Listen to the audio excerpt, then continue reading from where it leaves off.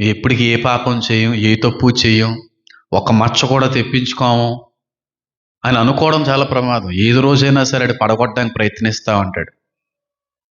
బాణం విసిరినవాడు మళ్ళీ రాక తప్పదంటాను. మళ్ళీ వస్తాడు. ఒకసారి చెక్కలేదని మాత్రం వదిలేసి వెళ్ళిపోవడం. యేసుక్రీస్తు ప్రభు వారు అంతటా దగ్గరికే కొంతకాలం విడిచి వెళ్ళాడంతే. వస్తాడు ఏదో సందర్భంలో, ఏదో సందర్భంలో. భర్త లేడు, భర్త లేని సమయంలో ఎప్పుడు బాగానే ఉంటావు. అందరి వ్యక్తులతో, అందరి మగాళ్ళతో బాగానే ఉంటావు. కొడుగ్గా, ఒక తమ్ముడిగా, ఒక మరిదిగా ఎప్పుడు అలాగే ఉంటావు. కానీ ఏదో ఒక రోజున ఆ ఏ తప్పుడు ఆలోచన లేనటువంటి వ్యక్తి మీద నీకు అలాంటి ఆలోచన రప్పిస్తాడు.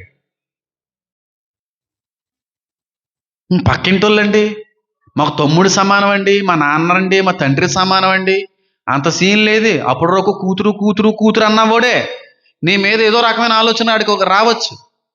నానా నానా నానా అనుకున్న వ్యక్తివే నీకు ఆడొచ్చిన కుయుక్తులు నువ్వు పడిపోవచ్చు.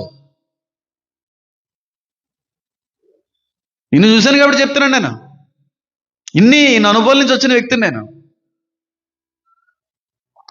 తమ్ముడు తమ్ముడు తమ్ముడు అంటానే తమ్ముడితో పాపం చేసిన